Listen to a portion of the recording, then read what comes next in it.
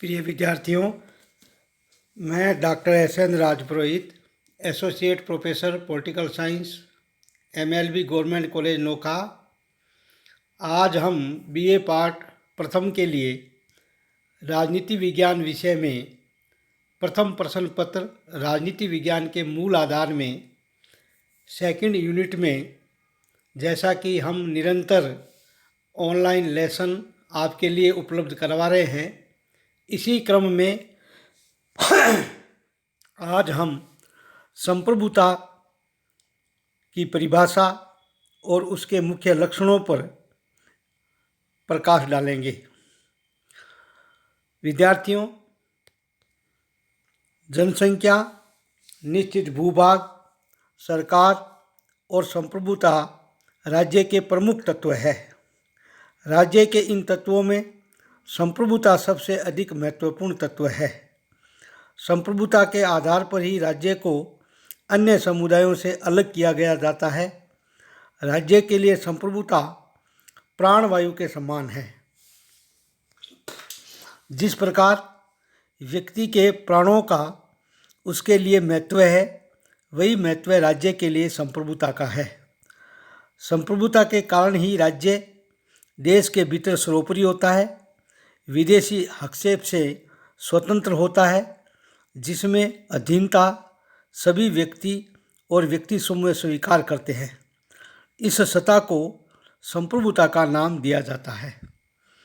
सर्वप्रथम हम संप्रभुता का अर्थ के बारे में आपको जानकारी प्रदान करेंगे। अंग्रेजी भाषा के सॉवरेनिटी शब्द से संप्रभुता बना है। संप्रभुता यूनान के लैटिन भाषा के शब्द सुपर और एनस से लिया गया है, जिसका अर्थ सर्वोच्च शक्ति होता है। सामान्यतया राज्य में ऐसी सर्वोच्च शक्ति का होना आवश्यक है, अन्यथा राज्य में अराजकता की स्थिति पैदा हो जाती है। संप्रभुता शब्द राजनीति विज्ञान में सर्वाधिक विवादास्पद और उलझे प्रश्नों में से एक है। राजनीति विज्ञान में संप्रभुता का तात्पर्य राज्य की सर्वोच्च सत्ता से है, जिसके आदेश व कानून सर्वोपरि होते हैं, और संप्रभुता की विद्वानों के द्वारा भिन्न भिन्न परिभाषाएं दी गई है, जिसके बारे में हम यहाँ चर्चा करेंगे।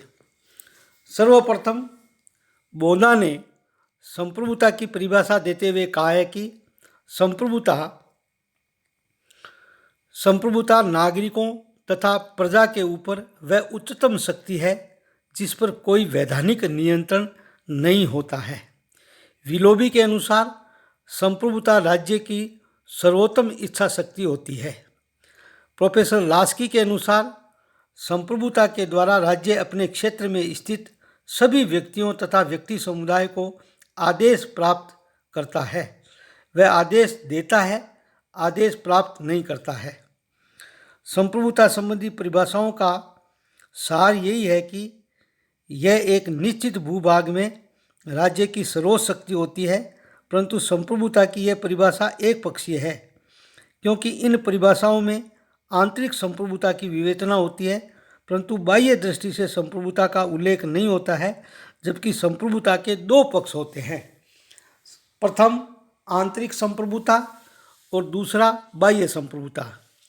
आंतरिक संप्रभुता का तात्पर्य है, आंतरिक प्रभुसत्ता से तात्पर्य केवल इतना ही है कि राज्य भौगोलिक सीमा में निवास करने वाले कोई भी व्यक्ति एवं समुदाय राज्य से ऊपर नहीं हो सकता, और सभी व्यक्तियों तथा समुदायों को राज्य के आदेशों की पालना करनी होती है।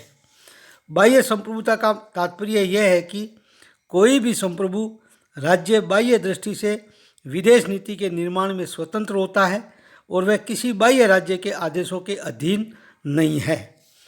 अब हम संप्रभुता की प्रमुख विशेषताओं या लक्षणों के बारे में यहाँ चर्चा करेंगे।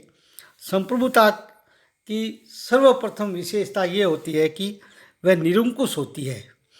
संप्रभुता किसी भी राज्य की एक ऐसी शक्ति होती है जिस पर किसी अन्य शक्ति का कोई प्रभाव नहीं पड़ता।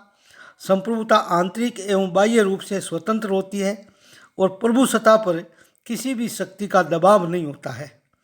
दूसरी विशेषता है स्थायित्व है। संप्रभुता का सबसे महत्वपूर्ण तत्व स्थायित्व है। जब तक राज्य विद्यमान रहता है तब तक संप्रभुता विद्यमान रहती है और यह सभी प्रकार के राज्य पर लागू होती है।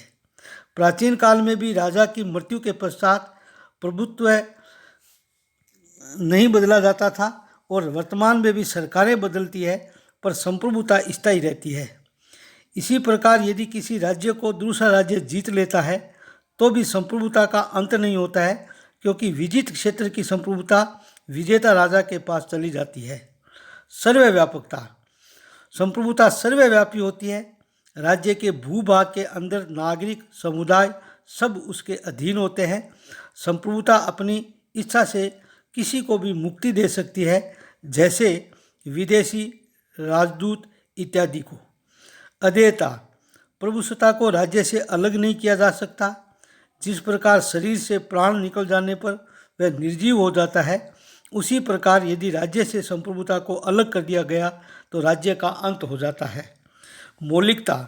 संप्रभुता सदैव मौलिक होती है।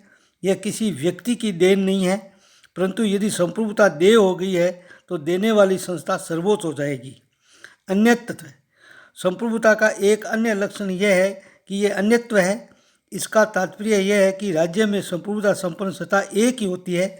एक से अधिक संप्रभु एक ही राज्य में नहीं होते हैं, अर्थात एक म्यान में दो तलवार कभी भी नहीं रह सकती है। यहाँ हमने संप्रभुता के परिभाषाओं और लक्षणों के बारे में चर्चा की। अब हम जॉन ऑस्टिन के संप्रभुता सिद्धांत के बारे में चर्चा करेंगे, या एकत्ववादी सिद्धांत जो संप्रभुता का है उसके बारे में आप सभी विद्यार्थियों को जानकारी प्रदान करेंगे। संप्रभुता क्या है?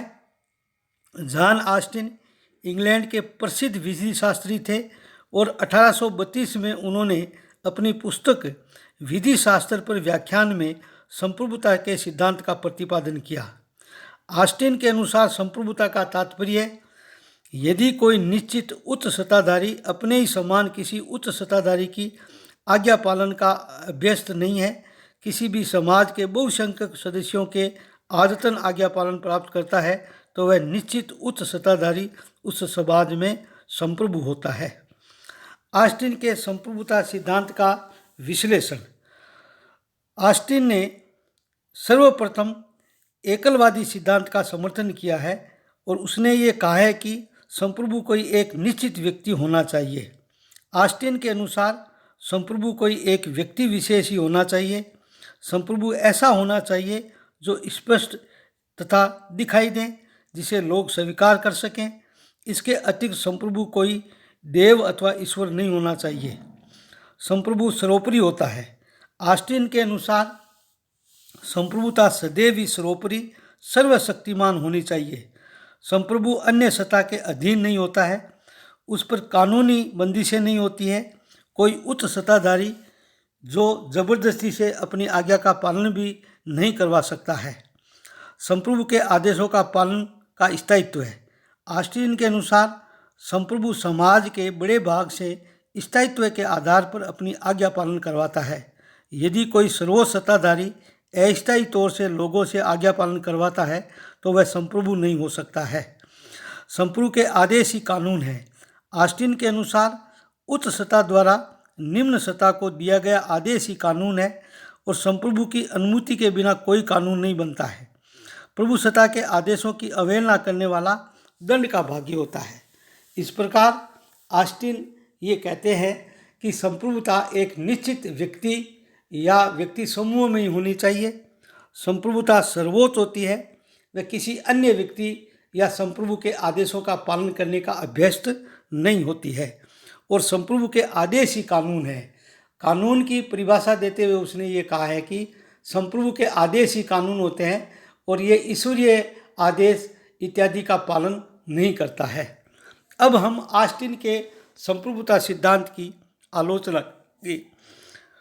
ऑस्टिन के संप्रभुता सिद्धांत की आलोचना बहुलवादी विचारकों ने की है। निश्चित संप्रभु की खोज कर पाना कठिन। ऑस्टिन के संप्रभुता सिद्धांत में केंद्र बिंदु एक निश्चित होता है, किंतु इतिहास में किसी निश्चित संप्रभु के उदाहरण नहीं मिलते। पंजाब के राजा रणजीत सिंह जी निरंकुश थे, परंतु वे भी समाज की सभी रूढ़ियों परंपराओं का पालन करते थे और आधुनिक लोकतंत्र में यह सिद्धांत लागू नहीं होता है। प्रभुसत्ता जनता में सामूहिक रूप से निवास करती है। दूसरी आलोचना, कानून का एकमात्र स्रोत संप्रभु नहीं होता है। ऑस्टिन के अनुसार संप्रभु ही कानून होता है, संप्रभु के आदेश ही कानून होते हैं, परंतु रूढ़ियाँ, परंपराएं, धर्मशास्त्र व न्यायिक निर्णय भी कानून के स्रोत होते हैं।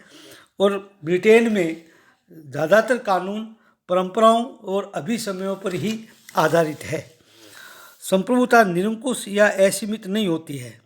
ऑस्टिन के संप्रभु निरंकुश है, परंतु वास्तव में संप्रभुता पर कई प्रकार के नियंत्रण होते हैं। उदाहरण के तौर पर धर्म, परंपराएं, रूढ़ियाँ, अंतर्राष्ट्रीय कानून इत्यादि की सीमाएं किसी न किसी रूप में संप्रभु पर भी लागू होती है। उसकी असीमित शक्तियों को ये परंपराएं और रूढ़ियाँ सीमित कर देती है। आधुनिक लोकतंत्र के लिए प्रतिकूल सिद्धांत, ऑस्टिन की संप्रभुता की परिभाषा वर्तमान में लोकतंत्र राज्यों में लागू नहीं होती है। वर्तमान में संप्रभुता जनता या जनप्रतिनिधियों में निवास करती है। इस प्रकार ऑस्टिन का संप्रभुता सिद्धांत आधुनिक लोकतंत्र के अनुकूल नहीं है, अन्य समुदाय राज्य के समकक्ष है। संप्रभुता के सिद्धांत के प्रतिपादक के अनुसार यदि ये मान लिया जाए कि संप्रभु अनन्य व अविभाज्य है, तो इसका तात्पर्य यह होगा कि अन्य समुदायों की स्थिति राज्य से निम्न है, जबकि हम जानते हैं कि कुछ समुदाय राज्य से पहले ही अस्तित्व में आ चुके थे। इसलिए राज्य एक सर्वोपरि सत्ता न होकर उसके बराबर ही अन्य समुदायों के भी उपयोगिता होती है। इस प्रकार ये ऑस्टिन के संप्रभुता सिद्धांत की आलोचना की जाती है। यहीं लेसन समाप्त होता है। विद्यार्थियों से मेरा निवेदन कि इस वीडियो को शेयर अवश्य करें और अपने विचार और सुझाव व्हाट्सएप ग्रुप में मुझे प्रेषित करें। जय हिंद, जय भारत।